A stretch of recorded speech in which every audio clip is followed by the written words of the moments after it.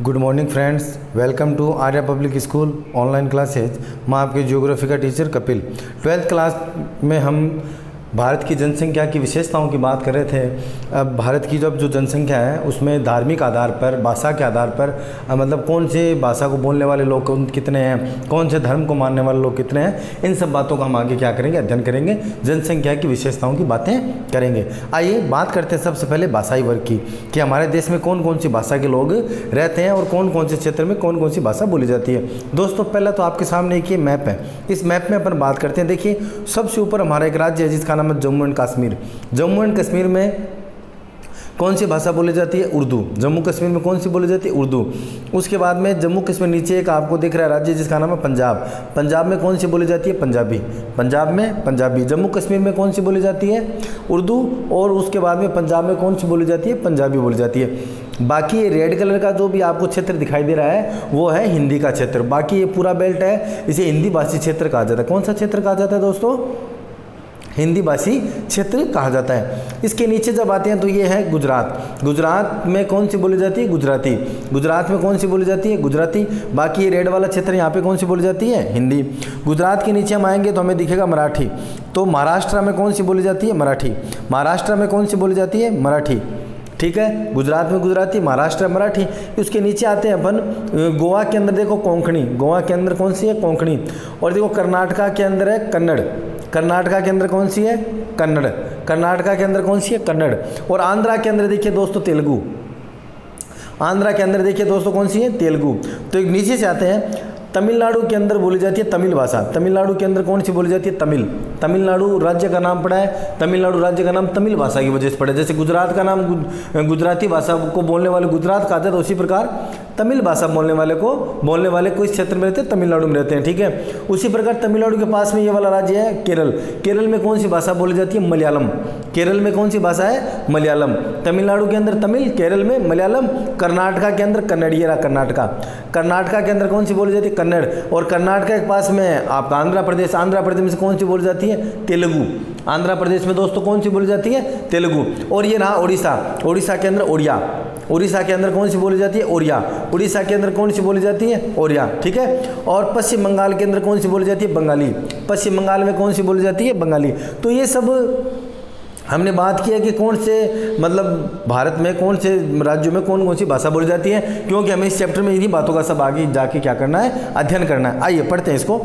स्वतंत्रता के पश्चात भारत में भाषाओं को प्रधानता देते हुए विभिन्न राज्यों का गठन किया गया था। अब इसके कहने का मतलब है, अब जब हमारा देश आज़ाद हुआ, आज़ाद होने के बाद में हमने भाषा को प्रधानता दी थी कि किस क्षेत्र में कौन सी भाषा बोली जाती है, और भाषाओं के आधार पर हमने राज्यों का गठन किया था। जैसे पहले क्या था दोस्तों, महाराष्ट्र और गुजरात एक ही था, लेकिन फिर गुजराती भाषियों ने कहा कि हमें अलग करो, हम मराठी नहीं बोलते हैं, तो फिर महाराष्ट्र से गुजरात को क्या किया दोस्तों? अलग किया गया। तो भाषाओं के आधार पर हमने हिंदुस्तान में क्या किया था?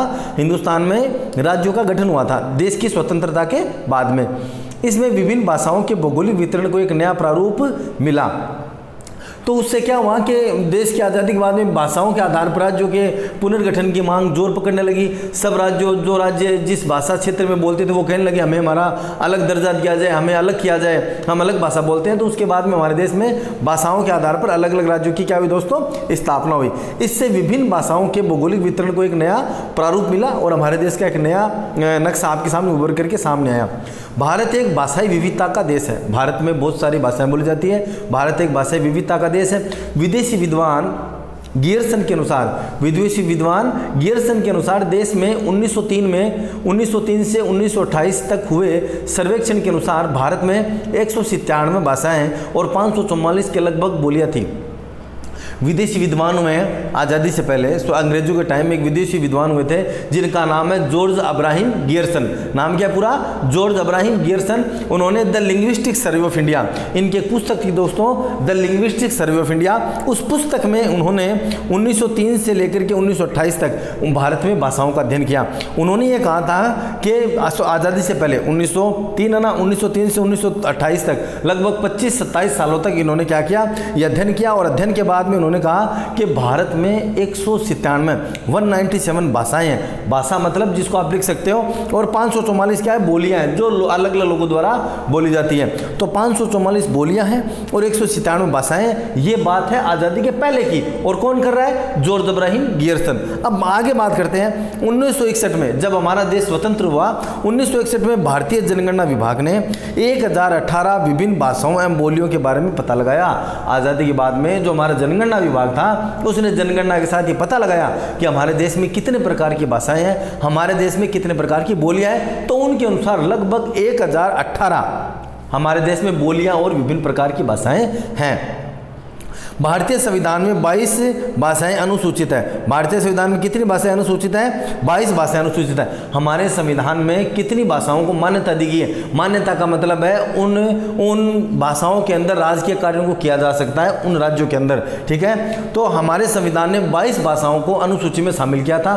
पहले जब संविधान बना तब 18 थी, वर्तमान में कितनी भाषाएं? 22। तो 22 भाषाएं ऐसी है जिनको हमारे संविधान ने क्या किया दोस्तों? शामिल किया है। तो ये बात याद रखेंगे, संविधान ने कितनी भाषाओं को शामिल किया है? 22 भाषाओं को शामिल किया है। और जो पॉलिटिकल स्टूडेंट है उन्हें तो ये चीज़ पता ही होगी। आइए आगे बात करते हैं। भारतीय भाषाओं को उनकी बोलियों और उत्पत्ति के आधार पर 4 समूहों में वर्गीकृत किया गया है। हमारी जो भाषा है, हमारी जो बोली है, उस बोली के आधार पर हमने हमारी भाषा को 4 भागों में विभाजित किया कि इन 4 भागों से हमारी भाषाओं की उत्पत्ति हुई और कालांतर में उनमें अलग अलग शब्द कोश जुड़ते गए और एक अलग भाषा का निर्माण हो गया। लेकिन मूल रूप से ये कहा जाता है कि 4 भाषाएं हैं जिन्होंने हमारी भाषा और बोलियों को क्या किया? मजबूत किया। सबसे पहला इंडो यूरोपियन। सबसे पहला कौन सा है? Indo European. दूसरा है द्रविडियन। दूसरा कौन सी है? द्रविडियन। तीसरा है साइनो तिब्बतन। और चौथा है ऑस्ट्रो एशियाटिक। चौथा कौन सा है? Austro Asiatic. पहला इंडो, दूसरा द्रविडियन, तीसरा साइनो, चौथा ऑस्ट्रो। ऐसे याद कर लेंगे 4 कौन कौन से? पहला इंडो, दूसरा द्रविडियन, तीसरा साइनो और चौथा ऑस्ट्रो। देश की 98% भाषाएं प्रथम 2 समूह से संबंध रखती हैं। हमारे देश की जो 90% जो लैंग्वेज है वो इंडो यूरोपियन और द्रविडियन से अपना संबंध रखती है। हमारे देश में दोस्तों जितनी भी भाषाएं बोली जाती है वो सभी भाषाएं 2 भाषाओं पर निर्भर है। कौन कौन सी से? इंडो यूरोपियन से और द्रविडियन से, ठीक है। और बाकी जो है वो बहुत कम है। समय के साथ साथ इन सभी भाषाओं के सापेक्षिक महत्व में परिवर्तन होता गया। जैसे जैसे समय गुजरता गया वैसे वैसे इन भाषाओं के सापेक्षिक महत्व में परिवर्तन होता गया, ठीक है। आई बात समझ में? कोई भाषा ज़्यादा महत्वपूर्ण होगी, कोई भाषा कम महत्वपूर्ण होगी, तो ऐसे बदलता रहा। तो मूल रूप से भारतीय भाषाओं की जो उत्पत्ति है, भारतीय भाषाओं का जन्म है, वो इन 4 मूल भाषाओं से माना जाता है। और उनमें भी 2 विशेष कौन सी है? इंडो यूरोपियन और द्रविडियन, जिनसे भारत की 98% भाषाओं की जननी कहा जाता है। आइए आगे बात करते हैं। 9वीं शताब्दी तक संस्कृत भाषा को प्रशासकीय भाषा का पद प्राप्त था। जब तक 9वीं सेंचुरी आई थी, 9th शताब्दी 9वीं सेंचुरी आई थी, तब तक हमारी जो राजकीय भाषा थी, यानी कि राजा महाराजाओं की जो भाषा थी, वो कौन सी थी दोस्तों? संस्कृत भाषा थी। और प्रशासनिक कार्यों में उसी उपयोग में लिया जाता था कि कौन सा मकान किसको दिया गया, कहाँ से कौन सी सड़क निकलेगी, किस व्यक्ति को क्या सजा दी जाएगी। जो हमारे जो एडमिनिस्ट्रेटिव ऑर्डर होते हैं, जो प्रशासनिक जो आदेश होते हैं, उनके लिए कौन सी भाषा का प्रयोग किया जाता था? संस्कृत का 9वीं शताब्दी तक। परंतु आज ये भाषा उत्तर भारत में तो न के बराबर व्यवहार में आती है। उत्तर भारत का मतलब कौन सा हुआ दोस्तों? मतलब प्रायद्वीप भारत के जस्ट ऊपर वाला। मतलब आप ये देख लो, मध्य प्रदेश के ऊपर का जो भारत है, जिसमें उत्तर प्रदेश का नाम उत्तर दिशा में होने के कारण पड़ा है। उत्तर प्रदेश, बिहार, राजस्थान और ये आपका मध्य प्रदेश, ठीक है, और झारखंड, छत्तीसगढ़, ये सब जो है मध्य भारत है। तो मध्य भारत में तो अब संस्कृत न के बराबर काम में आती है। मध्य भारत में क्या, लगभग पूरे भारत में ही नगण्य हो गई है, ठीक है। यद्यपि यह सत्य है कि संस्कृत ही सभी भारतीय भाषाओं की जननी है। जो हमारी संस्कृत है वही हमारी हिंदी और अन्य हमारी जो भाषाएं, रीजनल लैंग्वेज है, क्षेत्रीय भाषाएं हैं, उनकी जननी संस्कृत को ही कहा जाता है। मुस्लिम काल में, ये थोड़ा सा गलत है, थोड़ा सा ध्यान रखेंगे। मुस्लिम काल में, ये मुस्लिम नहीं है, मुगल काल इसको कर लेंगे।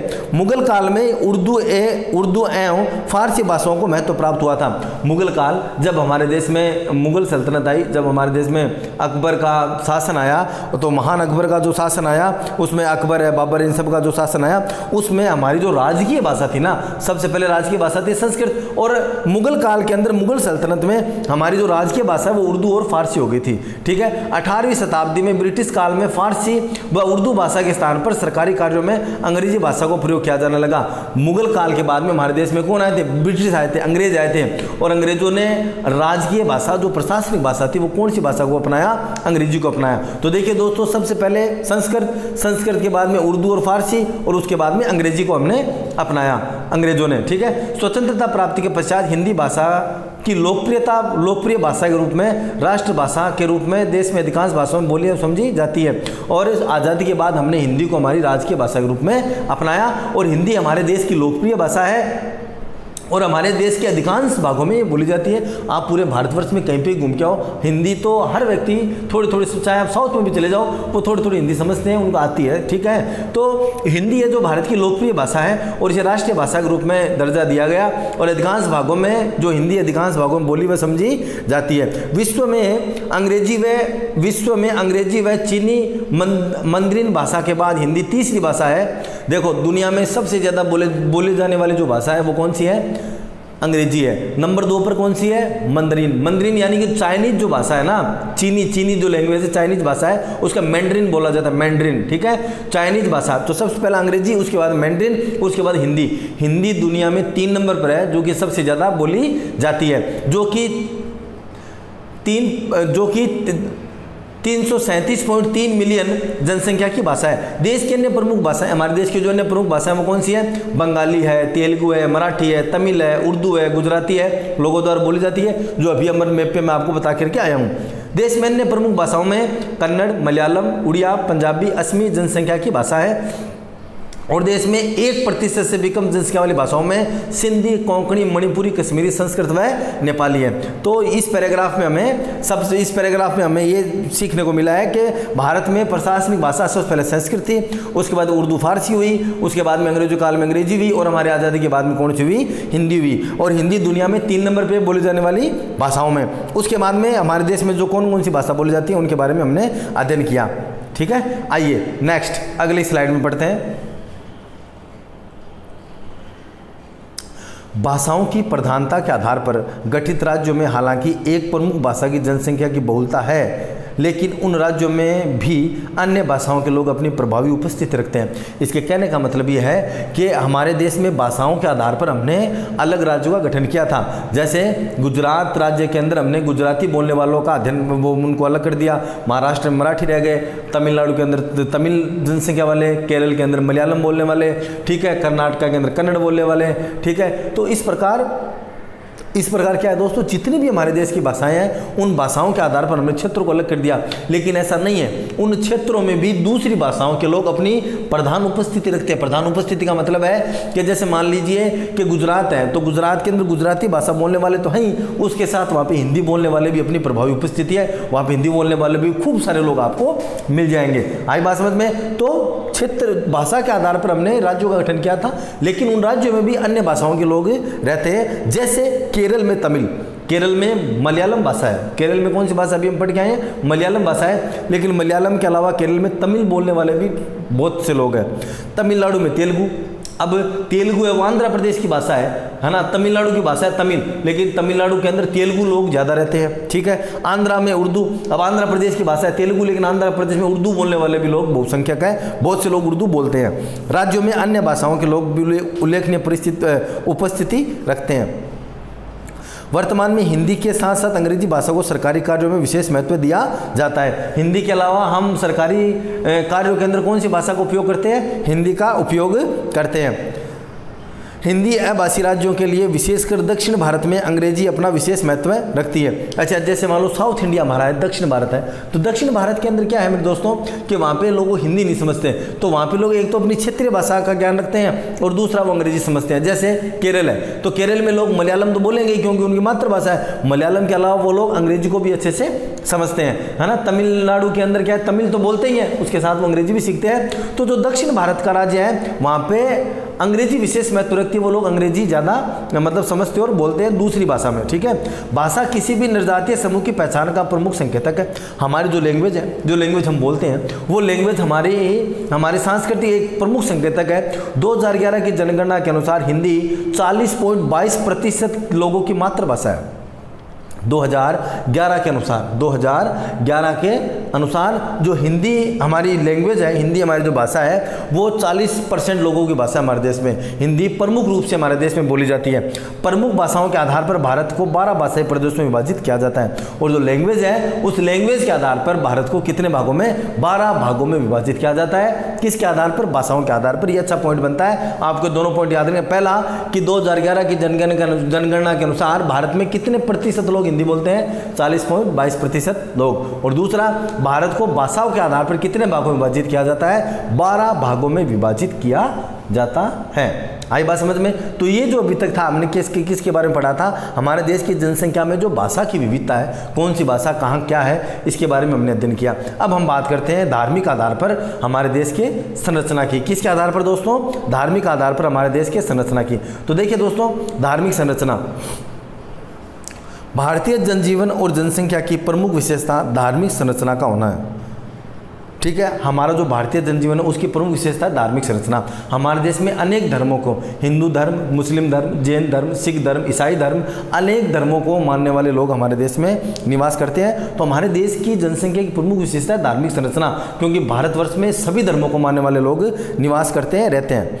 इनका समाज की सामाजिक, आर्थिक व राजनीतिक पहलुओं पर भी प्रभाव दिखाई देता है, और इनका हमारे समाज पे भी असर दिखाई देता है। ठीक है, जैसे मान लीजिए हमारे देश में हिंदू बहुसंख्यक है, ज़्यादा मात्रा में हिंदू है, तो मुस्लिम जो है वो हिंदू के त्यौहार में भी कुछ पार्टिसिपेट करते, जैसे दिवाली पे वो पटाखे छुड़ाते हैं, और हिंदू भी ईद के ऊपर सेवैयाँ जो है वो खाते हैं। तो एक हमारा सामाजिक ताना बाना हमारे देश का ऐसा है कि जो प्रमुखता से हमारे समाज में दिखाई देता है। मतलब हमने उनकी अच्छी चीज़ों को अपनाया और उन्होंने हमारी अच्छी चीज़ों को अपनाया। और भी बहुत से धर्म है, जैसे सिख धर्म के अंदर हम मतलब गुरुद्वारे के अंदर जाते हैं, स्वर्ण मंदिर के अंदर जाते हैं, तो हमारे देश में समरसता का भाव है। ठीक है, आगे तो हमारे सामाजिकता पे ये दिखाई देता है, हमारे समाज में चीज़ें दिखाई देती हैं। राजनीतिक पहलुओं पर भी प्रभाव दिखाई देता है, राजनीति पर भी धार्मिक जनसंख्या का प्रभाव दिखाई देता है। आपको पता ही है, भारत विश्व के 4 प्रमुख धर्मों की जन्मस्थली है। भारत है वो दुनिया के 4 प्रमुख धर्म है, उनकी जन्मस्थली है। जन्मस्थली का मतलब ये हुआ दोस्तों, ये चारों धर्मों का जन्म यही हुआ है। कौन कौन से, हिंदू, बौद्ध, जैन, सिख। हिंदू, बौद्ध, जैन, सिख। हिंदू धर्म का, बौद्ध धर्म का, जैन धर्म का और सिख धर्म का, ये जो 4 धर्म है इसी भूमि पर विकसित और पल्वित होकर विश्व के विभिन्न देशों में फैले हैं। मतलब आज जो बौद्ध धर्म है, जैन धर्म है, हिंदू धर्म है, सिख धर्म है, इनका जन्म भारत में हुआ था। और भारत में ये धर्म क्या हुए, पल्वित। पल्वित का मतलब है ये भारत में ये धर्म ऊपर उठे थे। उसके बाद में दुनिया के जो विभिन्न देश है उन विभिन्न देशों में इन धर्मों को जो पहुँचा है वो भारत से होकर के ये विभिन्न देशों में ये धर्म पहुँचे। तो दुनिया में जो धर्म फैले हैं उनमें ये भारत का महत्वपूर्ण योगदान है। ठीक है, आज भी भारत में विश्व के प्रमुख, आज भी भारत का सबसे प्रमुख धर्म हिंदू है। आज भी भारत का सबसे प्रमुख धर्म कौन सा है दोस्तों, हिंदू धर्म है। हिंदू धर्म को मानने वाले लोग भारत में ज़्यादा निवास करते हैं, जिनका जन्म वैदिक काल से पूर्व का माना जाता है। और जो हमारा हिंदू धर्म है उसका जन्म कब से माना जाता है, वैदिक काल से माना। वैदिक काल का मतलब ये दोस्तों, वैदिक काल का मतलब ये है कि सनातन धर्म है हमारा, है ना, युगों युगों से ये चलता आ रहा है, इसके जन्म को आप बता नहीं सकते हो। तो सनातन धर्म, हिंदू धर्म जो है वैदिक काल से चलता आ रहा है। जब से हमारे ऋषि मुनियों में चारों वेदों का निर्माण किया तब से धर्म चलता आ रहा है। इसी आधार पर भारत को हिंदुस्तान का नाम भी दिया जाता है। जहाँ पे हिंदू रहते हैं उसे क्या कहा जाता है, हिंदुस्तान। जहाँ पे हिंदू रहते हैं उसे क्या कहा जाए, हिंदुस्तान। तो इसी के नाम पर हमारे देश का नाम क्या पड़ा, हिंदुस्तान। ठीक है, आइए आगे बात करते हैं। भारत में जनसंख्या के धार्मिक संगठन में बड़े स्तर पर परिवर्तन हुए हैं। हमारी जो जनसंख्या है दोस्तों, उस जनसंख्या में समय समय पर बहुत बदलाव आया है, उसकी धार्मिक संरचना में बदलाव आया है। देखते हैं, देखिए कैसे आया है। 1947 में भारत पाकिस्तान विभाजन के कारण जनसंख्या का बड़े पैमाने पर स्थानांतरण हुआ और इसका प्रभाव यहाँ की जनसंख्या की धार्मिक संरचना पर भी पड़ा। इनके कहने का मतलब ये है कि 1947 में हमारे देश का बंटवारा हुआ था। दोस्तों, हमारे देश का जो बंटवारा है वो धर्म के आधार पर हुआ था। अंग्रेजों ने हमारे देश को धर्म के आधार पर बांटा था। मोहम्मद अली जिन्ना ने ये जिद कर रहे थे कि मुसलमानों के लिए एक अलग से राष्ट्र होना चाहिए। तो उस जिद को देखते हुए लॉर्ड माउंटबेटन माउंटबेटन योजना लेकर के आए थे। उस योजना के द्वारा धर्म के आधार पर हमारे देश के 2 टुकड़े हुए थे। उसमें हिंदुओं को मिला था हिंदुस्तान और मुस्लिमों को मिला था पाकिस्तान। लेकिन उस समय के जो पढ़े लिखे लोग थे, समझदार लोग थे, उन्होंने पाकिस्तान में भी हिंदू परिवारों को रख लिया और भारत में भी हमने मुस्लिम परिवारों को रख लिया। ठीक है, क्योंकि हमारी संस्कृति, हमारी वो एक क्या बोलते हैं उसको, एक हमारी एक भावना रही है ऐसी है, वसुदेव कुटुंबकम की। तो देखिए दोस्तों, मैं आपको ये बताना चाह रहा था कि हमारा जो देश है उसका जो बंटवारा हुआ था 1947 में, तो मुसलमानों को पाकिस्तान और हिंदुओं को हिंदुस्तान। तो उसमें क्या हुआ दोस्तों कि मुस्लिम जो आबादी थी वो भारत से, अभी वर्तमान का जो भारत है उससे निकल करके कहाँ चली गई, पाकिस्तान चली गई। आगे बात समझ में, कहाँ चली गई, पाकिस्तान। तो मुस्लिम आबादी हमारे देश से क्या हो गई थी उस समय, कम हो गई थी। तो ये हमारे धार्मिक जो संरचना है हमारे देश की, उस पर क्या पड़ा, बहुत फर्क पड़ा। विभाजन से पहले इस उपमहाद्वीप में कुल जनसंख्या का 66.5% हिंदू और 23.7% मुस्लिम जनसंख्या थी। दोस्तों विभाजन से पहले, विभाजन का मतलब है भारतीय, देखो इसमें एक शब्द है भारतीय उपमहाद्वीप। भारतीय उपमहाद्वीप में क्या है कि पाकिस्तान, वर्तमान का भारत, नेपाल और बांग्लादेश, इन सब देशों को शामिल किया जाता है। तो भारतीय उपमहाद्वीप में सबसे पहले जब ये पाकिस्तान नहीं बना था उस समय तक भारत में 66% लोग जो थे, 66% लोग थे वो हिंदू थे और 23% लोग थे दोस्तों मुस्लिम थे। लेकिन विभाजन के बाद यह अनुपात है दोस्तों वो बदल गया। विभाजन के बाद हमारे देश में यह अनुपात बदल गया। 1951 की जनगणना से स्पष्ट होता है कि इस वर्ष के पश्चात हिंदू जनसंख्या का अनुपात कुल जनसंख्या में घटा है और मुस्लिम जनसंख्या का अनुपात बढ़ा है। इसके कहने का मतलब ये दोस्तों कि 1951 की जब जनगणना हुई थी उसमें स्पष्ट था कि हिंदू आबादी ज़्यादा थी और मुस्लिम आबादी कम थी। लेकिन कुछ सालों में जब हमारी जनगणना हुई उस समय सिद्ध हुआ कि हिंदुओं की आबादी लगातार घटती जा रही है। हिंदुओं की आबादी है वो, उसका जो अनुपात है, आबादी नहीं, उसका जो अनुपात है वो लगातार कम होता जा रहा है और मुसलमानों का जो अनुपात है वो बढ़ता जा रहा है। देखिए दोस्तों, कुल अनुपात कुल जनसंख्या में घटा है और मुस्लिम जनसंख्या का अनुपात बढ़ा है। कैसे, 1961 में हिंदू जनसंख्या 83.4% रह गई थी, जबकि इस अवधि में मुस्लिम जनसंख्या 10.7% से बढ़कर के 13.4% हो गई थी। आई बात समझ में, हिंदुओं की आबादी 83% पर चली गई थी और मुस्लिमों की जो आबादी है, मुस्लिम जनसंख्या जो आबादी है वो 10 से बढ़कर के 13.4 पे चली गई थी। और भारत में वर्ष 2011 की कुल जनसंख्या का 79.56% भाग हिंदू धर्मावलंबी है। और जब देश में दोस्तों 2011 की जनगणना हुई, 2011 की जनगणना में हमारे देश में 80%, लगभग 80%, ये आपको फिगर एग्जैक्ट याद रहना चाहिए, 79.56, हमारे देश में 79.56 लोग हिंदू धर्म को मानने वाले हैं। तो भारतवर्ष में 2011 में 79.56% भाग हिंदू धर्मावलंबी है, यानी कि हिंदू धर्म को मानने वाले हैं। देश में हिमाचल प्रदेश में सर्वाधिक हिंदू जनसंख्या तथा मिजोरम में अल्प हिंदू जनसंख्या वाला राज्य है। और अब इसमें क्या हुआ, अब देखिए हमारे देश में 2011 की जनगणना के अनुसार कितने प्रतिशत हिंदू है, 79.56, और सबसे ज़्यादा हिंदू आबादी वाला राज्य कौन सा है, हिमाचल प्रदेश। तो देश में हिमाचल प्रदेश सर्वाधिक हिंदू जनसंख्या वाला राज्य है। तो सबसे ज़्यादा हिंदू किस राज्य में निवास करते हैं, हिमाचल प्रदेश में। देखिए दोस्तों कितना प्रतिशत है, 95%, लगभग 96% मान लो, 95.56 है तो लगभग 96% हो गया। तो हिमाचल प्रदेश ऐसा राज्य हमारे देश में जिसमें सर्वाधिक हिंदू आबादी निवास करती है। और मिजोरम ऐसा राज्य है जहाँ पे सबसे कम हिंदू आबादी निवास करती है। मिजोरम में दोस्तों 3.55 यानी कि 3.55%, 3.55% जनसंख्या है जो कि हिंदू धर्मावलंबी, यानी मिजोरम में सबसे कम हिंदू धर्म को मानने वाले लोग हैं और हिमाचल प्रदेश में सबसे ज़्यादा प्रतिशत के हिसाब से हिंदू धर्म को मानने वाले लोग हैं। अल्प हिंदू जनसंख्या वाला राज्य है, जबकि 2011 के अनुसार कुल जनसंख्या में 14.31% मुस्लिम धर्मावलंबी थे। और हमारी जो आबादी है, हमारी जो जनसंख्या है, उस जनसंख्या में 14% मुस्लिम धर्मावलंबी है, मुस्लिम धर्म को मानने वाले। कितने परसेंट है, 14.31%। इसका सर्वाधिक केंद्र लक्षद्वीप है, यानी कि सबसे ज़्यादा मुस्लिम आबादी कहाँ पे रहती है, हमारे भारत का एक केंद्र शासित प्रदेश है लक्षद्वीप। ठीक है। तो लक्षद्वीप में सबसे ज़्यादा मुस्लिम आबादी रहती है। उसके बाद में अगर राज्यों की बात करें तो राज्यों में जम्मू एंड कश्मीर, जम्मू कश्मीर में सबसे ज़्यादा मुस्लिम धर्म को मानने वाले लोग रहते हैं। कितने? 66.97, कितने? 66.97% लोग कहाँ पे रहते हैं? जम्मू एंड कश्मीर में रहते हैं, ठीक है। तथा सबसे कम प्रतिशत मिजोरम में। भाई वही बात है, मिजोरम में एक तो हिंदुओं का भी कम है और मुसलमानों का भी कम है। हिंदू आबादी सबसे ज़्यादा कहाँ पर है? हिमाचल प्रदेश में। सबसे कम मिजोरम में। मुस्लिम आबादी सबसे ज़्यादा राज्यों में कहाँ पर है? जम्मू एंड कश्मीर में। और सबसे कम कहाँ पर है? सबसे कम है ये मिजोरम के अंदर, 1.14% मिजोरम में। जनसंख्या की दृष्टि से उत्तर प्रदेश में सबसे अधिक मुस्लिम जनसंख्या निवास करती है। और अपन हेड काउंट की बात करें, एक मतलब गिनकर के बात करें प्रतिशत के हिसाब से तो है हिमाचल प्रदेश, लेकिन सर्वाधिक मुस्लिम आबादी या सर्वाधिक मुस्लिम जनसंख्या वाला राज्य बताइए तो वो कौन सा है दोस्तों? उत्तर प्रदेश। आगे होगी आपको बात समझ में। ये देखो दो क्वेश्चन अलग अलग है, इसको समझेंगे। अगर आपको पूछा जाए कि सर्वाधिक मुस्लिम आबादी किस राज्य में है प्रतिशत के हिसाब से, तो होगा जम्मू कश्मीर। लेकिन आपको पूछा जाए सर्वाधिक मुस्लिम किस राज्य में रहते हैं, तो वो कौन सा होगा? उत्तर प्रदेश, ठीक है। हेड काउंट रेशियो की बात हो रही है, मतलब हेड काउंट की बात हो रही है यहाँ पे। उत्तर प्रदेश में सबसे अधिक मुस्लिम जनसंख्या निवास करती है। उसके बाद में पश्चिम बंगाल में भी अच्छे खासे मुस्लिम हैं और बिहार का भी स्थान नंबर 3 पे आता है, ठीक है। आइए आगे बात करते हैं। तो इस पैराग्राफ में हमने प्रतिशत देखा है हिंदू जनसंख्या का, मुस्लिम धर्मावलंबियों का, किस राज्य में कौन सी जनसंख्या निवास करती है, उन सबका। आइए आगे बात करते हैं। आज के लिए दोस्तों जो हमने ये पढ़ा है भारत की जनसंख्या में, है ना, ये जो हिंदू धर्म को मानने वाले जो लोग हैं, मुस्लिम धर्म को मानने वाले लोग हैं, हमारी जनसंख्या जो केंद्र है वो सारा देखिए दोस्तों। आज हमने जो पढ़ा है, सबसे पहले हमने पढ़ा था भाषाओं के बारे में, ठीक है। भाषाओं को मेरे हिसाब से आपको ये पूरा टॉपिक समझ में आ गया होगा, ठीक है।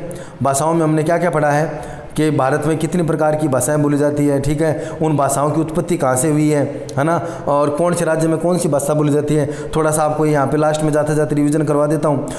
जम्मू कश्मीर में कौन सी भाषा बोली जाती है? उर्दू। पंजाब में पंजाबी। बाकी रेड कलर का वहाँ पे सारी कौन सी बोली जाती है? हिंदी बोली जाती है। गुजरात में गुजराती। महाराष्ट्र में मराठी। महाराष्ट्र में कौन सी है? मराठी। कोंकण कहाँ पर है? गोवा के अंदर। कर्नाटका के अंदर कौन सी है? कन्नड़ है। केरल के अंदर कौन सी है? मलयालम है। तमिलनाडु के अंदर तमिल है। तेलुगु। आंध्र प्रदेश में ओडिया, ओडिशा के अंदर है। और वेस्ट बंगाल में कौन सी बोली जाती है? बंगाली बोली जाती है। वेस्ट बंगाल में कौन सी बोली जाती है दोस्तों?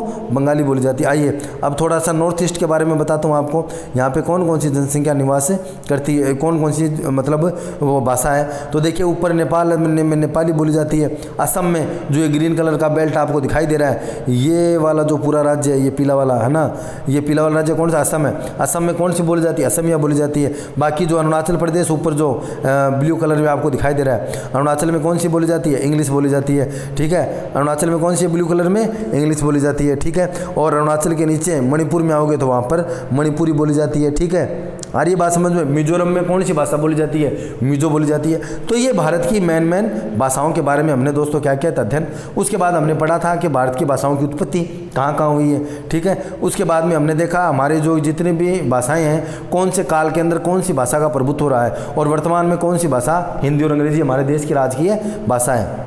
उसके बाद हमने देखा है कि भाषाओं के आधार पर अनेक राज्यों का गठन हुआ था, ठीक है। और मोटे तौर पर कौन सी भाषाओं के लोग सर्वाधिक रहते हैं? हिंदी भाषा के। फिर हमने धार्मिक संरचनाओं की बात करी कि हिंदू धर्म है, बौद्ध धर्म है, जैन धर्म है, सिख धर्म है, उनकी उत्पत्ति भारत में हुई है। भारत में सर्वाधिक हिंदू धार्मिक जनसंख्या के लोग हैं। और 1947 में हमारी जनसंख्या पर क्या पड़ा था? बहुत ही मतलब वो जनसंख्या के आकार में परिवर्तन आया था। तो इस प्रकार हमने ये सारा पढ़ा है। आज के लिए इतना काफ़ी है। घर पे रहें, सुरक्षित रहें। Thank you.